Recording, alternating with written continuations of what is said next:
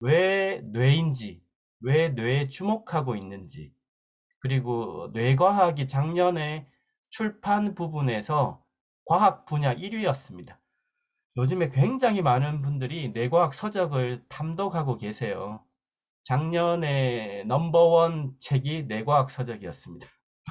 그러니까 이전에는 뭐가 궁금했죠? 심리가 궁금하고, 뭐, 내 감정이 궁금하고, 또 뭐, 여러 가지 뭐가 궁금해라고 했는데, 그 궁금한 모든 마음, 정서, 생각, 심리, 뭐 이런 것들이 이제는 뇌의 작용이라는 걸 다 아시다 보니까 뇌과학 서적을 탐독하기 시작했고, 급기야는 심리학 서적도 요즘에 뇌라는 키워드를 달고 출판사에서 출판을 합니다. 그래서 이제 한 발짝 더 나가고 있다. 뇌과학에서 뇌활용으로. 몇 가지만 빠르게 한번 짚어보겠습니다. 왜 요즘에 뇌과학을 얘기하고 뇌활용을 얘기하냐? 대한민국도 이제 선진국이기 때문에 선진국이라면 뇌를 하고 있어요.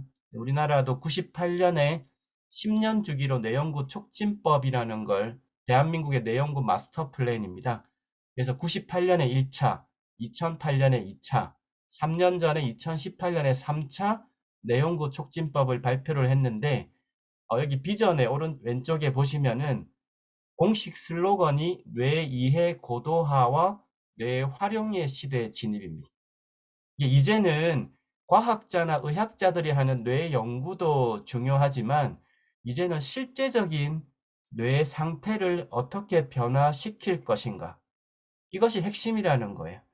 그래서 제가 여기 학부모님들이 조금 시대적으로는 빠른 분들이라는 게 시대에 앞서가시는 분들이죠. 이거를 하고 있으니까요. 뇌 활용의 영역. 제가 서두에 한 분을 잠깐 소개를 드리려고 하는데 학교하고도 밀접한 분들입니다. 위센터라고 들어보셨죠? 위기 아동들 이렇게 저기 상담 코칭하는 학교마다도 있고요. 교육청에도 있고 요즘에 위센터, 위스쿨, 뭐 위프로젝트 전국에 없는 학교들이 없습니다. 그래서 아이의 상태가 조금 위기 아동, 정서적인 불안, 집중력 저하, 뭐 여러 가지가 있을 때 그 위기 아동에 대해서 상담을 하는 대한민국의 종합적인 그 관리 서비스인데요. 이거를 이제 2009년에 교육부에 계실 때 이분이 만든 장본인입니다. 오늘날 전국에 다 이 위 프로젝트가 진행이 되고 있는데 이분이 이제 2년 전에 퇴직을 하시고 새롭게 시작을 한 게 뉴로 카운셀링이에요. 여기 있는 인천에 이 센터가 있는데 이제 뉴로 카운셀링 뭐 일종의 협회도 시작을 하고 하는데 핵심은 뭐냐? 예전에 일반적인 상담 코칭을 해봤더니 잘 안 되더라는 거예요. 네, 잘 안 되더라. 그래서 이 뇌파라고 하는 거를 접목을 해서 이 좀 해봐야겠다라고 해서 이 뉴로 카운셀링 이게 이제 미국 같은 경우는 이미 이쪽 필드가 이미 한 몇 년 됐습니다.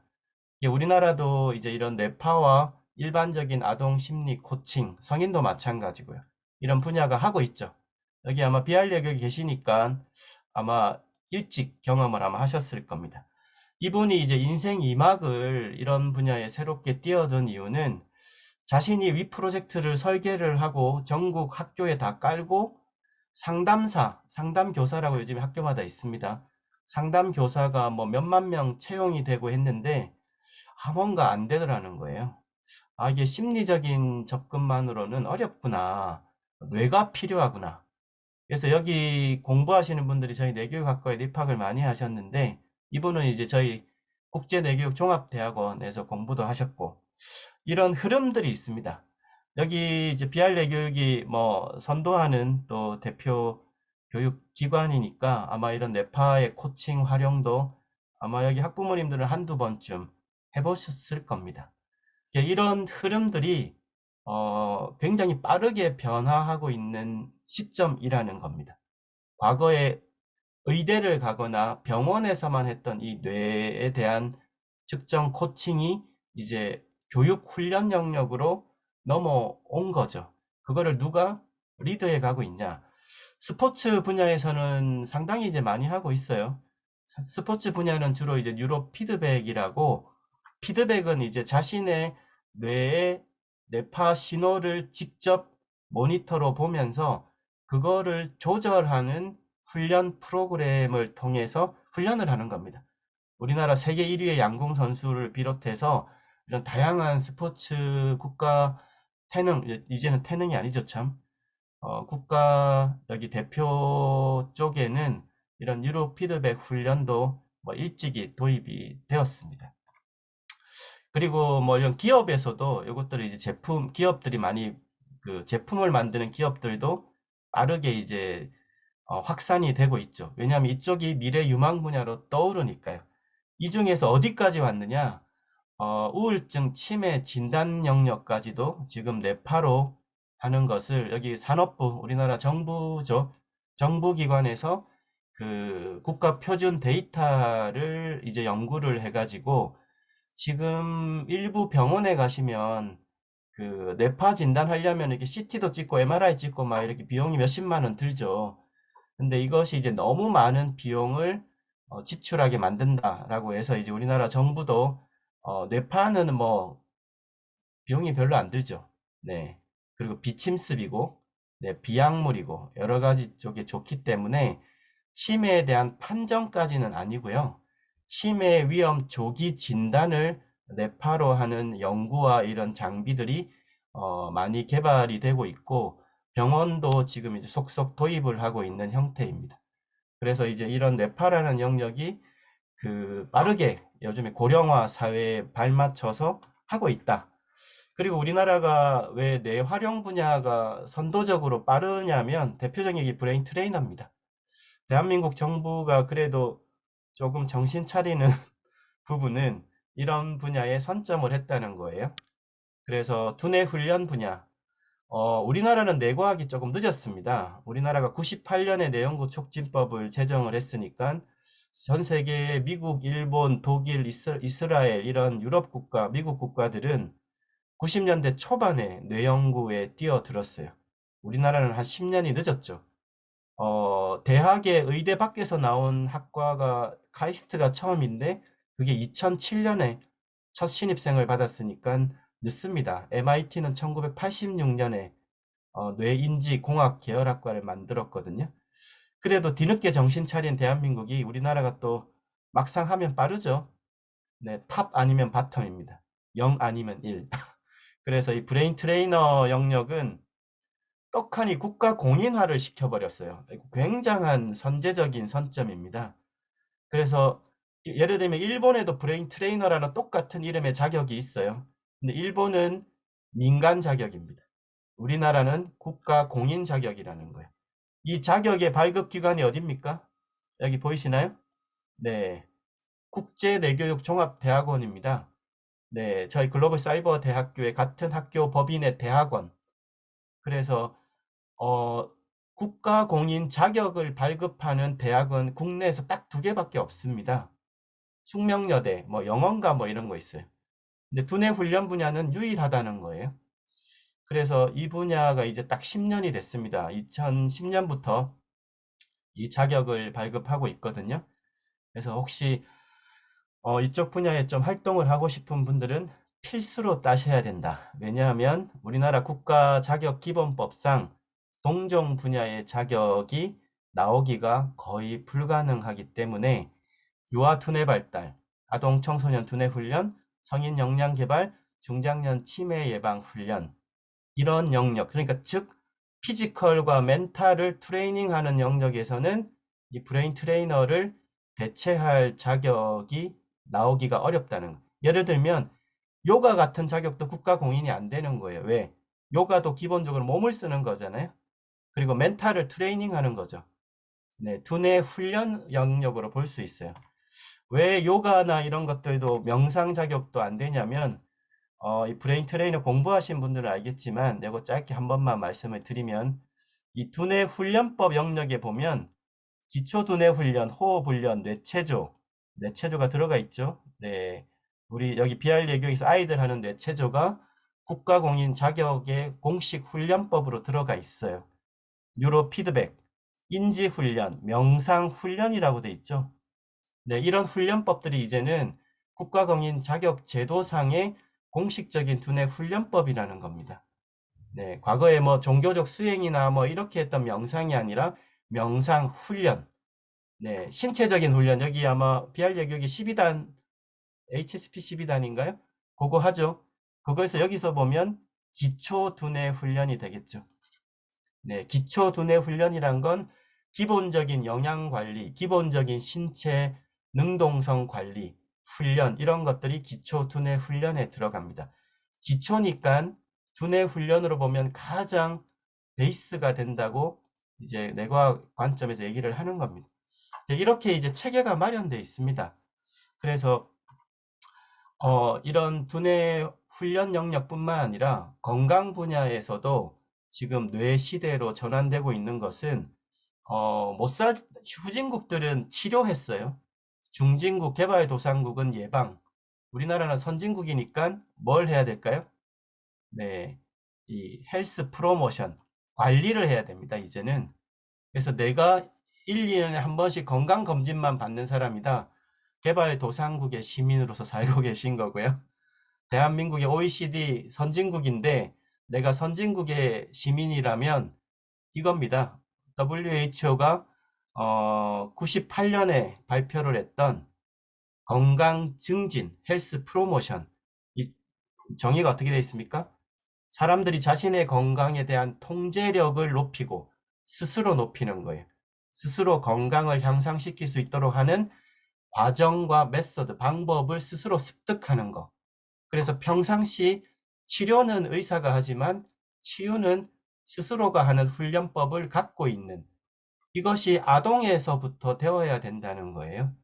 그래서 비할 내교육에 처음 아마 시작을 하면 내교육의 시작이 피지컬 트레이닝으로 하는 이유는 뭐 지금은 이제 당연하죠. 신체적인 훈련과 조절력이 네, 그 윗단의 정서 조절력, 그 윗단의 인지적인 메타인지까지 가는 원천이 되기 때문입니다. 그래서 뭐 미국의 국립보건원 같은 경우에는 요즘에 워낙 약물적인 남용이 청소년기에 많고 이게 위험하다는 걸 다 알고 있습니다. 그래서 유럽 같은 경우는 청소년기 약물 남용이 부작용이 심해서 뭐 ADHD 살짝 걸렸다고 막 약물로 하면 이제 기본적으로 조금 누르죠. 누르면은 청소년기는 두뇌 발달 과정이라 내성이 상당히 강합니다. 예를 들면 암도 20, 30대가 걸리면 전이가 엄청 빠르죠. 60대 암과 20, 30대 암은 완전히 차원이 다르거든요.